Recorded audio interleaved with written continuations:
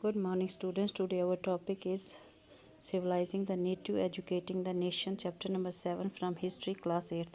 तो आज हम पढ़ते हैं न्यू रूटीन्स न्यू रूल्स।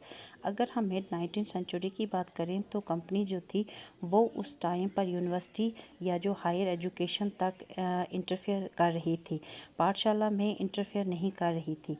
इन 1854 के बाद कंपनी ने डिसाइड किया कि जो वर्नाक्यूलर एजुकेशन है या वर्नाक्यूलर स्कूल हैं उनकी एजुकेशन को इम्प्रूव किया जाए। तो इन्होंने कुछ सिस्टम इम्पोज करने स्टार्ट कर दिए, रूल्स रूटीन्स ये सब स्टार्ट कर दिए और रेगुलर इंस्पेक्शन करना शुरू कर दिया। इन्होंने कुछ गवर्नमेंट पंडित्स अपॉइंट्स किए और हर एक गवर्नमेंट पंडित के अंडर 4 या 5 स्कूल इन्होंने रखे और इन पंडित्स को कहा कि आप इन स्कूलों में विज़िट करेंगे, पाठशाला में जाएंगे और वहाँ की एजुकेशन को इम्प्रूव करने की कोशिश करेंगे। हर गुरु को कहा गया कि आपको पीरियोडिक रिपोर्ट सबमिट करनी है, रेगुलर टाइम टेबल के हिसाब से क्लास लेनी है और स्टूडेंट्स को कहा गया रेगुलर फीस देने के लिए, रेगुलर क्लास अटेंड करने के लिए, और उनके लिए सीट्स वगैरह भी फिक्स कर दी गई और कहा कि रूल्स ऑफ डिसिप्लिन को फॉलो करना पड़ेगा। अब फीस स्ट्रक्चर सबके लिए फिक्स हो चुका था।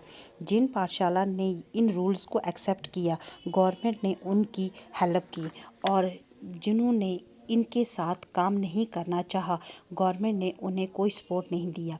जिन गुरुज ने या जो घर पे टीचर पढ़ाते थे उन्हें कम्पीट नहीं कर पा रहे थे गवर्नमेंट के साथ, फिर उन्होंने भी इस चीज़ को ड्रॉप कर दिया। अब नए रूल्स एंड रेगुलेशंस आए, लेकिन उसमें प्रॉब्लम आई कि टीचर्स जो थे या जो पीजेंट्स के बच्चे होते थे उनको अपना घर चलाने के लिए हार्वेस्टिंग के टाइम पर बच्चों की हेल्प लेनी पड़ती थी, तो उस टाइम पर पाठशाला बंद हो जाया करती थी। इस वजह से जो पीजेंट्स थे वो जब स्कूल जाया करते थे, जब पाठशाला ओपन होती थी, तो जब हार्वेस्टिंग के टाइम स्कूल्स ऑफ हो जाया करते थे।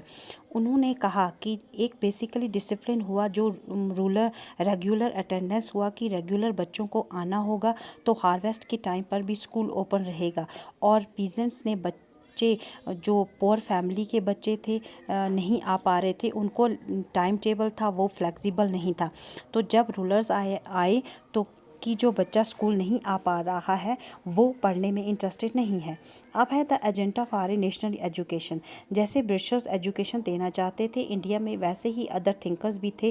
वो बहुत सारे डिफरेंट पार्ट्स के में थिंकर देखे गए जो कि एजुकेशन को फैलाना चाहते थे। तो कुछ थिंकर्स ऐसे थे जो यूरोपियन के डेवलपमेंट में बहुत इम्प्रेस हुए।